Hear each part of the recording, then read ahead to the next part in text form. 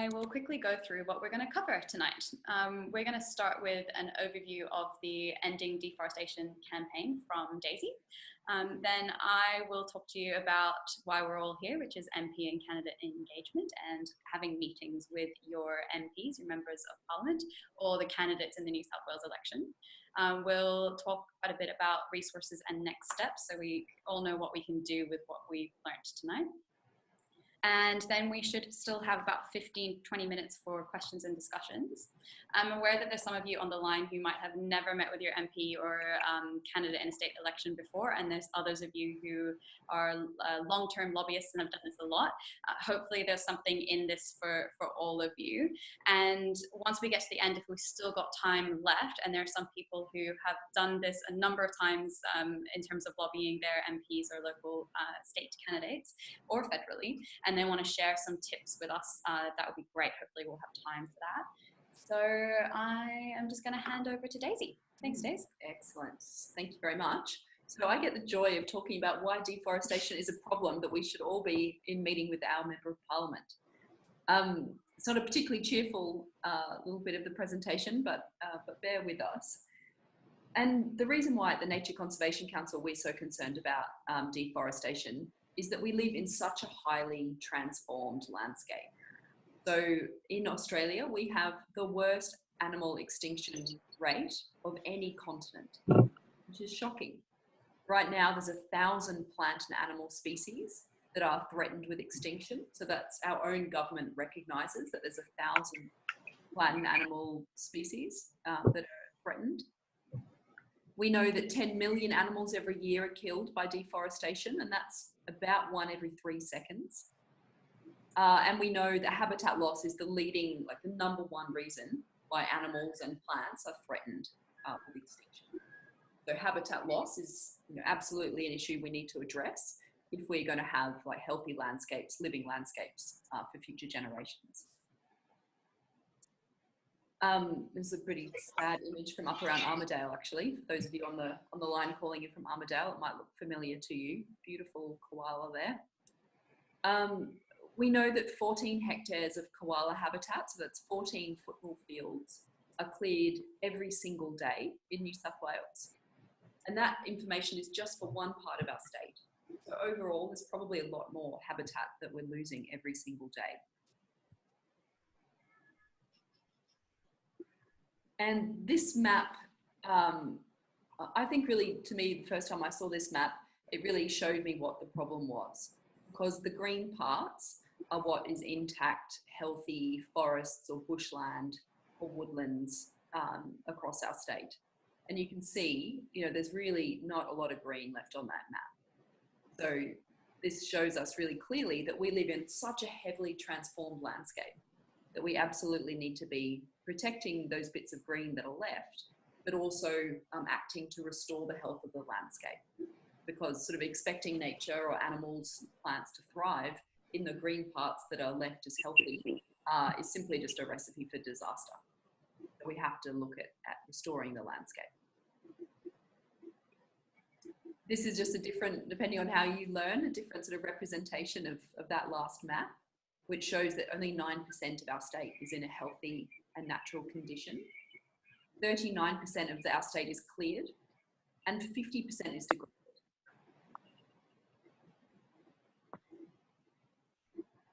And here at the Nature Conservation Council, for a really long time, we've spoken about land clearing and deforestation that happens on private land.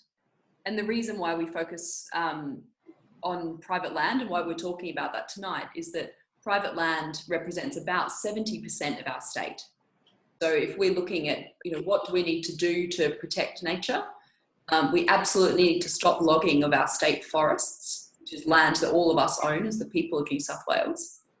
But we also really need to look at private land because 70% of our state is private land. So we simply can't save animals, wildlife and bushland across our state if we don't talk about what needs to happen on private land.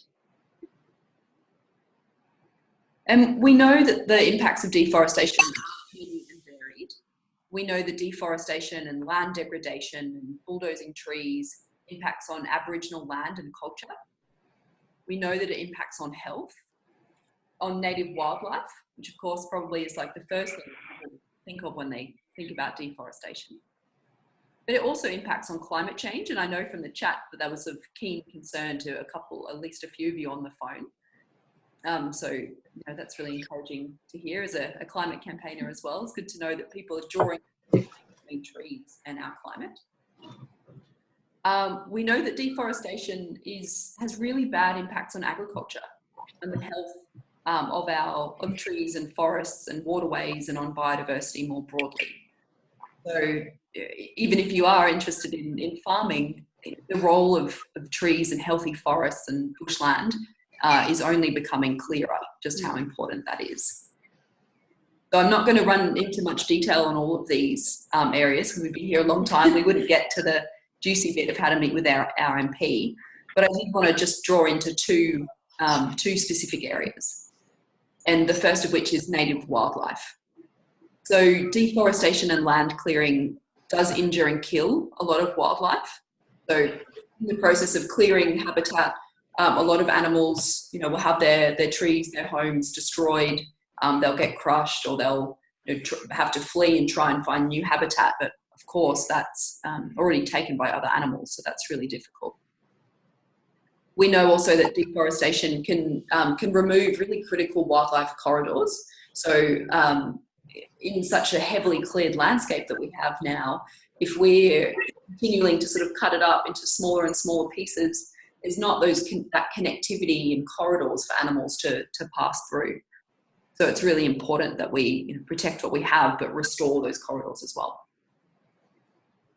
And we know that the new laws that our New South Wales government has in our state means that 99% of identified koala habitat on private land is at risk of being cleared. So we're at a really critical stage of we have laws in our state that are absolutely not fit for protecting native wildlife.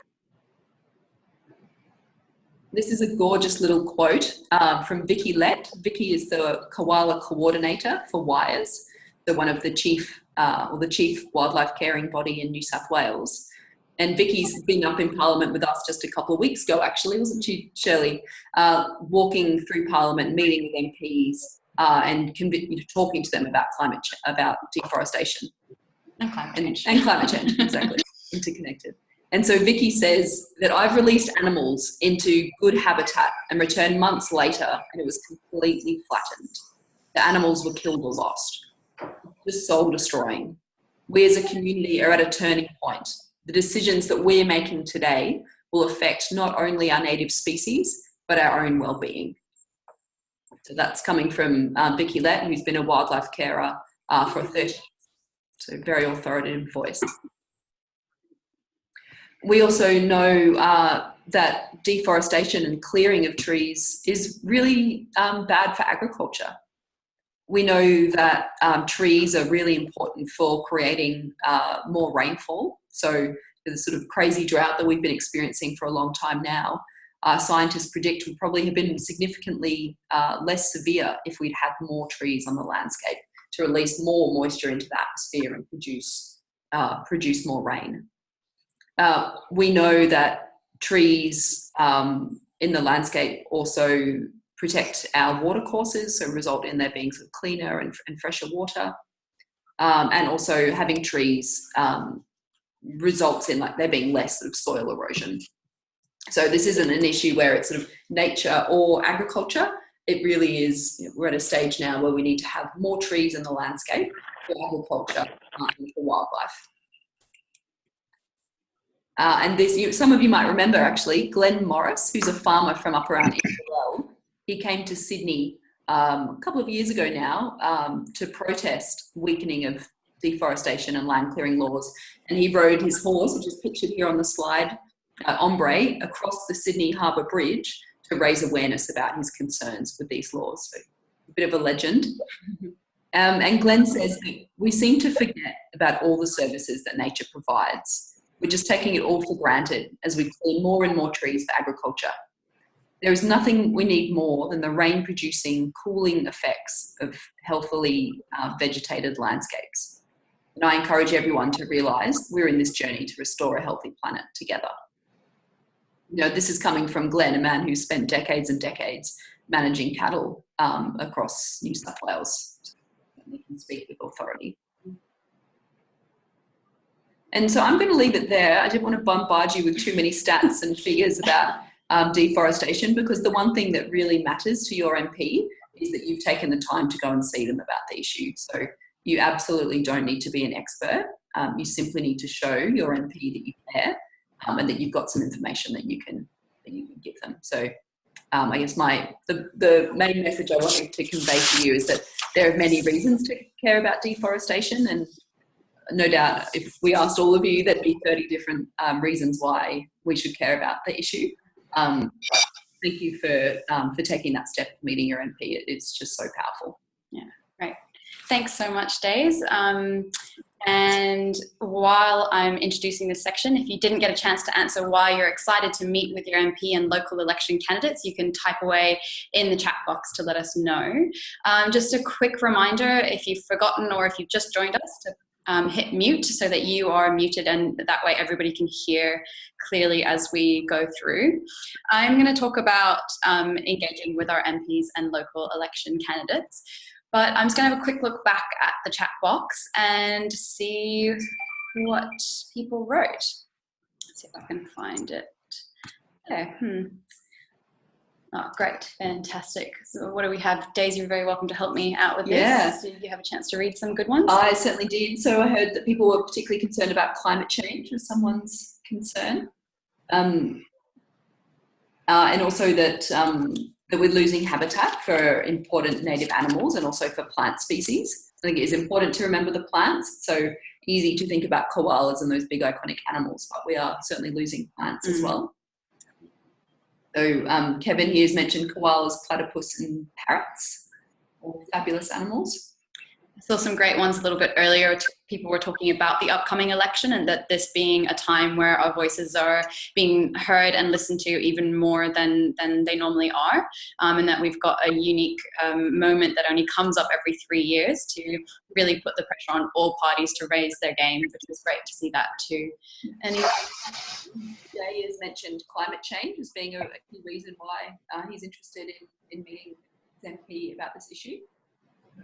And we're also very fortunate that we've got people here from the Premier's electorate. So yeah, we can make sure that the person, chief decision maker in New South Wales is hearing concerns. It's great. Definitely. Fantastic. If we've got time at the end and people want to share a little bit more about why they're passionate, I think it's such an important part of what we do and when we come together. So hopefully we'll get back to that.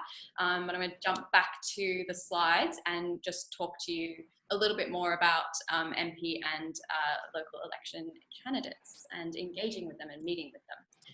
So the first thing I wanted to start with, and I'll just one more reminder for people to hit mute if they can. Daisy might be able to go around and mute you as well. Sorry about that. We will give you a chance to talk again later. So the first thing is that our MPs and candidates care about two groups more than any others. Those two groups are people who donate to them for their election and their campaigning. I don't know if there are any donors here, but the reason that I'm interested in chatting to you all tonight is because we are the people that vote for our candidates in the New South Wales election, and so our voices are really powerful in that they really care about what we think. And if we all come together, there's so many of us on the line tonight, if across New South Wales we're all meeting with local candidates and with our current MPs about this issue, it will be really difficult for them to ignore and not engage with. So that's really exciting. And the other important thing to remember with that is that you are part of the nature conservation. And so we have 60,000 people who want to see stronger laws for nature so that nature can thrive in New South Wales. And when you meet with your MP and local candidates, you can say that to them, that you're part of this network of concerned voices for nature. And that Nature Conservation Council is also the state peak body for environment groups. So we represent groups across the board, from environment councils in different areas to organisations that work directly with koalas, like Friends of the Koala in Lismore. So it's a really powerful network to be part of, and we're so excited to have you guys with us and taking action to meet with your MP and local candidates. I do want to quickly add that NCC is non-partisan, so we really want to see all of the parties who are running in the state election to raise their game and do better. Part of what we can do with that is stop the flip-flopping that we see sometimes. So if all parties have a good stance on nature, it means that it doesn't matter if we change parties, we've got strong laws to protect nature. So the other thing is that our electorate support or pressure gives MPs a mandate or a reason to care. A really great example of this is Josh Wood, who's a Liberal member for Latrobe in Victoria, so not in our state, but he talks publicly a lot about banning canned lion hunting. If you haven't heard of that, it's a pretty horrific situation where lions are bred for the very purpose of hunting them. And there's a group who are in Latrobe, and they've come together and they keep putting the pressure on Josh Wood to speak out against it, and he does. It's a really amazing when he brings it up in Parliament, or he'll bring it up in the media, and it's, to me, an incredible example of the power of people in an electorate talking to the person that represents them and saying that this is an issue that they really care about, even though it's not an issue for Latrobe. So, I feel like that's a really exciting example. And the other kind of point I wanted to raise with this was that when we put pressure on our MPs and candidates, it gives them a focus that, and they can see the issues that people care about most. And so it's easier for them to kind of talk about these issues and bring them up and bring up those concerns with the rest of us. And as I kind of pointed out before, if we have meetings across New South Wales, it means that MPs and candidates are hearing the same message from all of us. And especially if we're using the same resources and language, it really makes our message powerful and strong, which is why, again, it's so exciting to have so many of you from across the state. So I'll move on to the next slide. This is a great photo from our recent rally up in Lismore with our community organiser, Ed. So as you can see, there's lots of people coming out and putting pressure on the member for Lismore, but also the candidates running in the Lismore election, that this is an issue that the community cares about. This picture for me really points out the fact that there's so many ways to put pressure on your MP and local candidates. And one of those ways is through a meeting, and that's what we're going to talk about tonight. I think meetings are really powerful because you have a face-to-face interaction with your candidate or MP, and you're able to really hone in on the issue. You've probably taken time to prepare before and plan your meeting. You've got your talking points and your key asks. And also with the resources that we're going to provide you, following that meeting. So it's a really powerful tool to use. I'll just move on to the next slide. So engaging with your MP and local candidates, how do we go about doing this? This photo is, we mentioned before that Vicky Layton was with us, and Glen Morris as well, who's a farmer. They recently came to Sydney, travelled in from Inverell and Moree and Grafton, Tamworth, to meet with MPs from all different parties. And so I was going to have a quick look at the people who are maybe needing to be muted. If you're able to mute yourself, do have a go at doing that, because it means that we'll have less interruptions.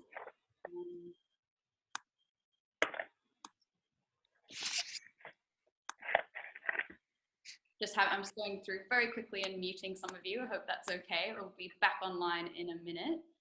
It should be able to hear a bit better. If you've just joined us, please check that you're on mute so that you can hear what we're saying really clearly. Great, I think we're all done. Fantastic, good, I'll jump back in. Great, so we had meetings with MPs from lots of different parties, and here we have ecologist Wendy Hawes, wildlife carer Vicky Layton, farmer Glen Morris, and ecologist Phil Sparks, and we're meeting with Greens MP Justin Field. So we have a guide that we're going to share with you tomorrow in an email, and it's got 4 simple steps, and these are the steps to meeting with your MP and local candidates. The first step is to get their contact details. The second is to prepare for your meeting. The third is to have your meeting. And the fourth is to follow up and keep in contact. Really nice and simple, right? It's going to be great. I'll go into a little bit more detail about each of those. And as I said, our guide gives you the step-by-step process with that. So the first thing is getting in contact. With your MP, this should be pretty easy. We'll provide a link to the New South Wales Parliament website. Their phone number and email address are on there, and you can get in contact that way. With your candidates, it might take a little bit more of investigation skills. You could probably find them on their party's website, or you can Google search your area and who the candidates are. You can find them on social media, and you can try all those different avenues. So it might be that you message them directly through Facebook, or you email them, or give them a phone call. So that can be a little less streamlined, but definitely easy to get in contact with you. Your MPs and local candidates right now really want to hear from you and be engaging with their local community. So that's the first part. If you get really stuck and you can't find your candidates, let Shirley know, and we can help you find them. Yes. It can be a little bit tricky. Definitely. And maybe that's a good time for Daisy to put my email address in the chat again, and we'll do it at the end too. We'll just make sure that we can keep in touch with you. So the next step is to prepare for your meeting, and this is a really important step. Normally when you contact your MP or your local candidate, it's a good idea to suggest a meeting date 2 to 4 weeks in advance, because their calendar might be full, and that also gives you time to prepare. So it's great to work as a group and to define roles. So you might have a lead speaker, a timekeeper, somebody to take the minutes, and you might have different sections that you want to cover. The other thing is to remember that MPs are friendly. They're there to represent us, and it can be a bit daunting, but when you're preparing, just know that they really do want to hear from you and that they appreciate your time. You might find that different parties, whether they're candidates or MPs, have different responses and know a lot about deforestation and land clearing or very little. And so doing a bit of research beforehand about who your MP or local candidate is and where their party sits on the issue on deforestation and land clearing can help you give you an idea of how much they might know.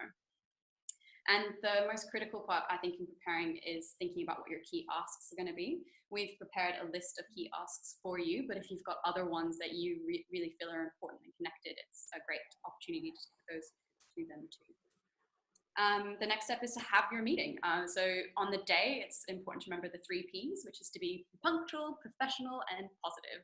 I think for some of us, if we know that our MP or candidate is not very environmentally minded, it can be difficult to stay positive because we know what that's been in the past, but it really helps to have a positive attitude that focuses on the fact that we can turn this around, and that just because nature is in crisis right now, it doesn't mean that we can't shift towards a healthier environment in the future. And can I make an extra point on that, Shirley? Because I feel like often people get a bit disheartened if your MP or candidate doesn't give you exactly what you want the first time round. And I guess to that, I would ask that you think about your actions as part of a broader enlightening of the Member of Parliament. Because there's also, media stories that Shirley and I and other people across the state are trying to generate to bring more awareness to the issue. There's things like advertising campaigns. There's the rallies, like Shirley mentioned. There's lots of other things that happen that members of Parliament will be exposed to that together will kind of form the puzzle. So these candidate meetings are absolutely crucial part of the puzzle. But I just wanted to reassure you, like if you don't get 100% of what you want out of your candidates meeting the first time around, don't be discouraged, because people can take a while to come around to issues, but your meeting could just be the opportunity that kind of lights something in their mind that will sort of tick away over the time. So stick in there, even if you feel like your MP might be a hard one to get over the line. It's absolutely worth it because they'll be hearing so many other perspectives on the issue as well. Yeah, definitely. Thanks so much, Daisy. I think that's a really great point. And also just looking that there's over 20 people on the line right now. We are not all geographically in the same place, but we are in the same place in terms of what action we're taking and what we want to do. And that's really powerful as well. So remember that you're part of a network and multiple networks. We've got people from the Wilderness Society and different environment councils here tonight. So we're all in it together and all providing pieces to this bigger puzzle. And Anne has just commented that she's having trouble hearing. So maybe if we speak a little bit more slowly, it'll probably be a bit easier for people. I get very excited and tend to talk quite quickly. Sorry about that. I'll try and slow down a little bit more and get a bit closer to my laptop. Get rid of that. Great.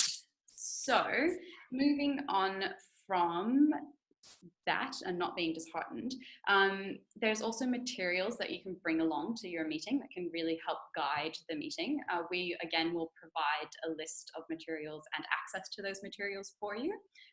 Two kind of key things that I like to take with me when I go meet with MPs is our Towards Zero Deforestation report, which is a campaign report that's really foundational. It explains what the issue is. It talks about those multifaceted impacts that Daisy touched on earlier and goes into detail with quotes from people who are experts in the field, including Glen and Vicky. And then most excitingly for me, it talks about the solution. It talks about our policy asks too, but it's also helpful to bring the policy brief separately. MPs are really connected to legislation and policy, so it can help to show them that we've got a policy ready to go that they can put in place. So those are two things that you can take with you. You prepared your key asks, so now in the meeting you really want to emphasize your key asks and make sure that you get to them. It can be helpful to ask your MP or candidate how much time you have with them when you meet, and make sure that you're checking the time and you give space to talk about your key asks in the meeting. And the other thing is that we have what we're calling our meeting summary tool, thanks to our friends at the Australian Conservation Foundation for providing this template for us. We'll get to it later, and I actually have a screenshot of it to show you. And that will really help you to hold your MP and local candidate to account a few weeks after the meeting and even after the New South Wales state election. So once you've had your meeting, it's important to follow up and keep in contact. You can write your MP to thank them for their time. You can reiterate the things that were important to you, and also remind them about the commitments that they made. Hopefully, using the meeting summary tool, you'll have a record and you can keep prompting them to take action on the things that they said to you when you met face to face.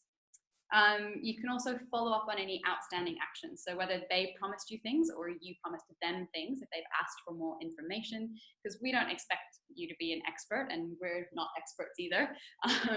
So if there's things that you don't know, you can say that you'll find out more later, and you can email us and we'll do our best to get an answer for your MP or local candidate on that. So you can get back to them with that too. Great, I'll move on. So hopefully it's pretty simple 4 steps, easy to do. It just takes the time and we really appreciate your interest in doing it. So just a few things to think about. What makes a good meeting? I think one of the key things for me is making the meeting personal. So if you remind yourself why you're passionate and why you're taking the time to meet with your MP, then it's much more easy to come across genuinely, and they'll see that you're speaking from a place of passion and concern. So whether you care about the plight of the koala, or you care about climate change, or you care about the impacts on living Aboriginal cultural heritage, you can speak about this issue from that place and really connect your asks to that. The next thing is that going in with a group with clear goals is really helpful. So we're a pretty small organization. We don't have organized groups across the state. So I really encourage you to reach out to people in your community and empower them to come with you and help them to take action politically as well. I think one person calling on others in the community is such an incredible way to grow the movement of people concerned about the environment and doing something about it. I think a lot of us feel hopeless, and taking action like this can help to feel hope in that we can create change. The other thing, again, is providing those clear asks. We'll be talking about that next, and we've kind of broken it up into clear policy asks and then also clear actions for your MP or local candidate. And the final thing is good follow-up. It's really great to have this meeting, but it's just the first step. So you really want to use this meeting as the platform to keep your candidates and MPs to account, and to build that relationship with them.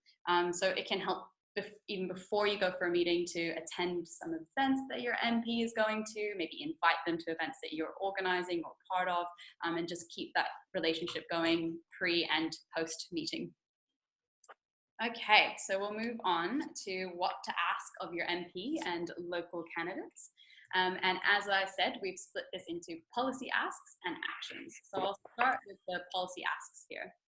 So again, we'll provide this to you, and we also have an 11-point policy brief that all MPs in New South Wales have been emailed multiple times about by us, and great that you can take it to them in person.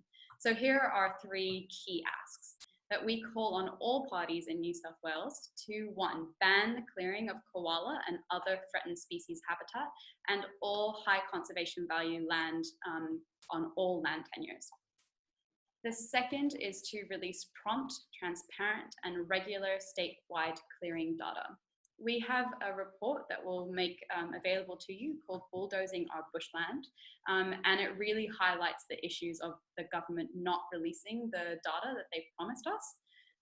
It's hard to track the impacts of a legislation if we don't know what's actually happening on the ground. The third is that we're calling on the New South Wales government and all parties running in the election to establish a $1.5 billion land and biodiversity fund to support landholders to restore the health of our living landscapes. Farmers and landholders are the people who are impacted most by this legislation, and so we need a legislation that they can function within and that they're supported by, so that they can conserve what healthy landscapes we have left, and also so that they can put the money that's needed and the efforts and everything that goes into restoring healthy landscapes, which takes government money to do that. So those are our 3 key policy asks. And now I'll move on to the actions we want our MPs and election candidates to take. Again, 3 key actions. So the first one, and this is a really critical one, is that your MP raises their concerns about deforestation and land clearing with the environment spokesperson in their party and asks for a written response that can be sent to us, so to you. This is so important because the environment spokesperson could become the environment minister, and they're the key person who takes action on environment legislation like the Biodiversity Conservation Act that underpins the issues that we're seeing, or some of the issues that we're seeing. The second is to publicly advocate for your party to take action on the deforestation and land clearing crisis with a stronger legislation to protect wildlife, forest, and bushland. So it's often the case that MPs and candidates will sit in front of you and say to you, yes, this is a really important issue, I completely agree with you, and then they'll walk away and not do anything about it. So asking them to advocate for this issue and take their promises out of that meeting is really important and powerful. And the third one is photos or it didn't happen. So we'll provide you with some posters that say things like save our koala and let's end deforestation, and get a photo of your meeting with your MP, and you can share that photo, of course, and the other thing is that you can ask your MP to share that photo too and share their commitment to ending the deforestation and land clearing crisis in New South Wales. All right, what if they say no? It could happen. And I think that if your MP or a local candidate says no, it can open up to a broader conversation. So you can ask them, what would it take to get their support on the issue? And take down notes of the things that they say so you can go back to them. Maybe they need more information. I think it's really important to ask them, to thank them for listening to your concerns and for taking the time to hear you, and maybe start a broader conversation about environment issues, because they might say that they feel like climate change is the biggest issue. And then maybe in the meeting or afterwards, you could go away and find out the connections between deforestation and land clearing and climate change, and go back to them with that information and connect this issue to the environment issues they care about. So this is our MP and candidate meeting summary tool. This is for you to take into the meetings with you. It's got a second half to it as well, and it fits onto one A4 piece of paper easily. And you take it in with you, you fill it out with your MP or local candidate, and then critically you take it back so that you've got the copy and you can hold them to account on these promises. So if we've got time, which we don't, we won't go through this, but we'll send this through to you, and it really hits those key actions. Great. So the resources and next steps, I'll just fly through this quickly so we've got time to take questions. We will provide you with a meeting guide with each of those steps. The printout posters I mentioned before, this webinar is recorded, and we'll give you the link to the slides as well. We'll give you our policy brief and our 2 reports. Okay, I also quickly wanted to share one of my favorite quotes with you, which is, "Never doubt that a small group of thoughtful, committed citizens can change the world. Indeed, it's the only thing that ever has." Margaret Mead. So that's a good one for us to remember. Okay, questions. I'll get out of this share screen mode and we can come back together.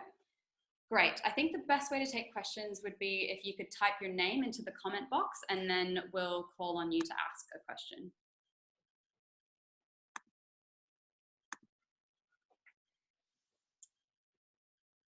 Or if anybody wants to jump in, go for it. And I realised there was quite a bit, as you're thinking of your questions, there was quite a bit of information that Shirley and I both just ran through. And you're very welcome to rewatch the webinar or any bits that you wanted more information on. And the email that we send you through tomorrow will certainly have some more information in it. But I would just implore you to not let a feeling of not being an expert stop you from having your meeting. Yeah, I can guarantee you the MP will not be an expert, but what they want to hear from, particularly in this window that we're in at the moment before the election, they want to hear from community members what's concerning you, because that then helps them decide whether they need to have policy announcements and commit to things about that, about the issue. So it's really an important time. I'd like to just jump in for a second, if I may, and offer a suggestion that maybe is a step further than meeting with your, with your MP, and that's that, if possible, organize a bit of a town hall and invite all of the candidates that are running to show up, and then you can sort of publicly get them on record and hopefully video them on their responses to the questions that you'll be asking. Great, thank you for that. Thanks, Jay. It's a really good idea, and yeah, encourage you to engage with your MP and local candidates on all avenues in all ways. You can also, if I can say, you can attend other candidates forums. So in most electorates across New South Wales, there will be candidates forums that maybe your local paper is organising, or the Chamber of Commerce, etc. You can go along to those usually, and you can ask questions. So you don't necessarily have to organise your own forum. You could always just go to where the candidates are already going to be and make sure that deforestation and land clearing are issues that get discussed. Definitely. And a follow-on comment, I agree with you completely. And just make sure that if someone's going along with the video camera, so that you can actually record it and amplify whatever the message is on YouTube or wherever you're going to put it. Yes, definitely. Thanks, Jay. That's a really good idea. And maybe that's a good segue into the question, is it a good idea to record the meeting, from Anne Wilson? And I might pass over to Daisy and all your experience. What do you think of that question? To record the meeting with your MP? I think probably not. Like, most people just get, cagey or feel like they're, deer in a spotlight. So my suggestion would be probably not. I think it's great, as Shirley suggested, to get a photo at the end of the meeting. But my sense is probably by recording it, you'll just be more likely to sort of put your MP off, but also make them feel like they can't have as much of an honest conversation as they would like to. And they'll be a bit more, self-conscious about it. So yeah, my suggestion would be not to record it, but to certainly get a record of their commitments. So that sheet that Shirley has is a really fabulous idea, that you can just tick that, yes, your MP agrees that deforestation is a problem, and what they're going to do to solve it. And I think that's much better. You can go and show them that later on to hold them to account for that. Any other questions anyone wants to put into the... Yes, I just wanted to ask, it's Charmian. I just wanted to ask, is it worth taking AV material, audio-visual material, computer and screen or anything for some of this detailed stuff? Yeah. Yeah, definitely. I think it can help, and it also avoids printing out paper, of course. So you can have all of your resources available on a laptop or iPad if you like. I was recently lobbying with ecologist Phil Spark, and he had his laptop with him and was showing MPs the maps that he's part of producing to help kind of really explain the issue. So yeah, it's up to you, and if you feel comfortable and confident doing that. Sometimes it can make it feel a bit too formal and takes away from the face-to-face interaction, but yeah, either way I think it can work well. I would just encourage you to take like a printed out copy if you can of the policy ask, so exactly what we need to do to solve this crisis, that you can kind of leave with your MP, because you know, as we all, I'm sure I'm not the only one that has a lot of unread emails in my inbox.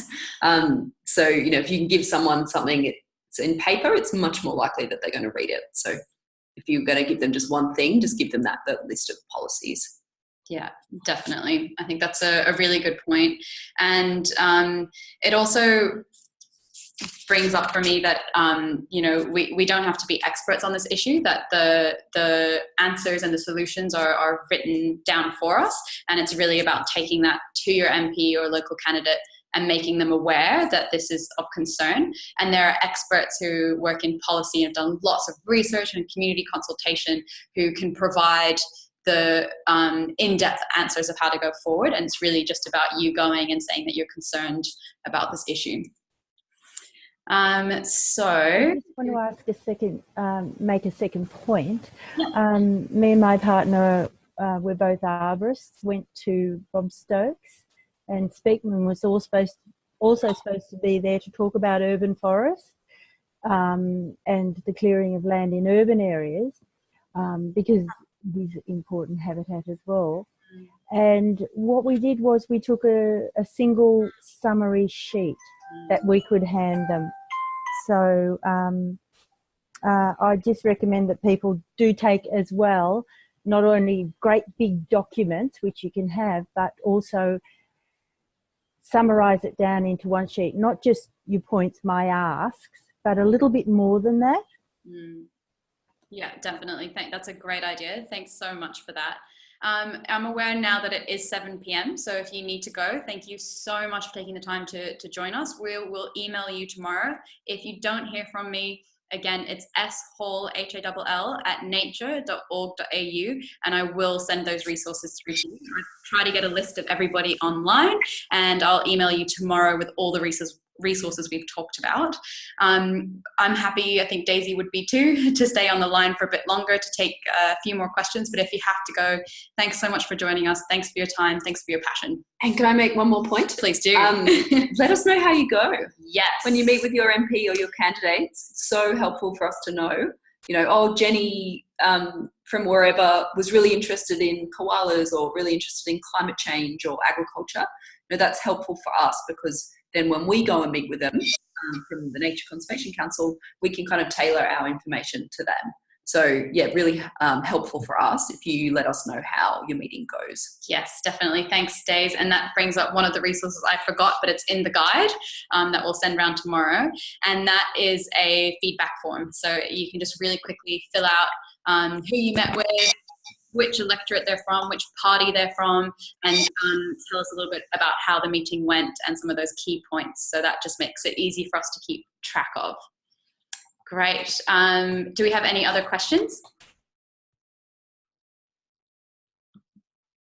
Feel free just to jump in. You can unmute yourself and just start talking. I think we've got people leaving.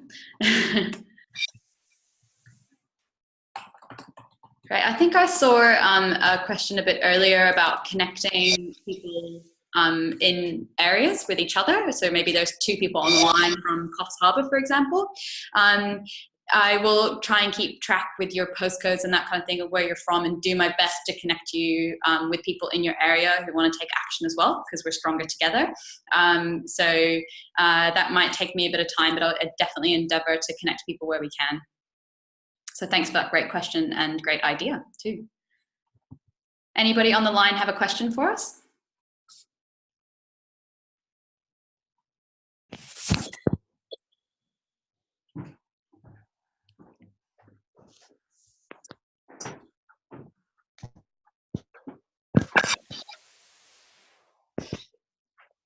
Well, once again, not a question, but just a comment, and that's Yes, that. In my experience, it's if you have 2 or 3 people who are going in to meet, if you have one that could be possibly representing the faith community, and one who's representing the business community, so it gives a nice balance to to the conversation. That's 3 minutes, please. Faith is in like religious, but that's like I'm up in San Francisco, so I've lost a lot of the Australian idioms. They call them like reaching out and that's sort of like talking with people, and faith-based is sort of like religious. And I can tell you that up in San Francisco, there's a coalition between, shall we say, the dyed-in-the-wool environmentalists and people of faith. Like most of the churches really have environmental action committees that are out there lobbying. So I don't know how it is in Australia these days, but that's been my experience up here. And definitely, Jay. Thank you so much for that suggestion. And it's a good reminder as well to reach out to other groups that are taking action. For example, there's the Religious Response to Climate Change, reaching out to that group, asking for their support. Maybe you've organized a meeting and you want somebody representative who can bring that viewpoint is, a great idea. Thanks so much for sharing that with us. Sorry, I feel like I interrupted you. Did you have anything else to add, Jay? Maybe a bit of encouragement, because since I've been up here, I've been working with a crowd called the Climate Mobilization with 350.org, and just recently a mob in England called Extinction Rebellion, plus another youth-based organization in the United States called Sunrise.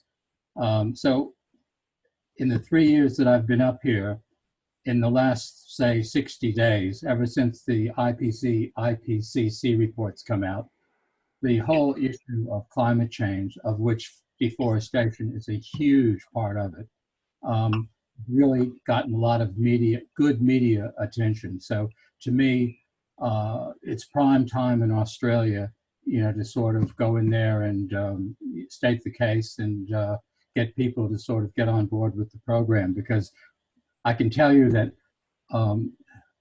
another point is that we've been dealing a lot with local councils. In the Bay Area, we've had the Berkeley City Council, the Richmond City Council, the Oakland City Council, and the Santa Cruz City Council all pass unanimously climate emergency declarations. I can tell you that in England, Bristol their council has just passed a climate emergency declaration. So I realize that might be putting too much of an emphasis on the climate breakdown, but once again, deforestation, or shall we say reforestation, is just so important in the overall to sort of save the planet, really. That's critical. So I'll get off my soapbox. Thanks so much, Jay. I completely agree with you. It can feel easy to lose hope sometimes, but there's people mobilizing across the globe on these issues that we feel so passionate about. And it's so important to celebrate people getting out, taking action, to celebrate our wins, and to keep that passion and hope fueled and going. So thank you for sharing that. It was not a soapbox at all. Very appreciated. I might give others a chance who are still on the line. Were there anybody who has a specific question or wanted to share something with us? It will be included in the recording as well, so others will be able to hear your tips.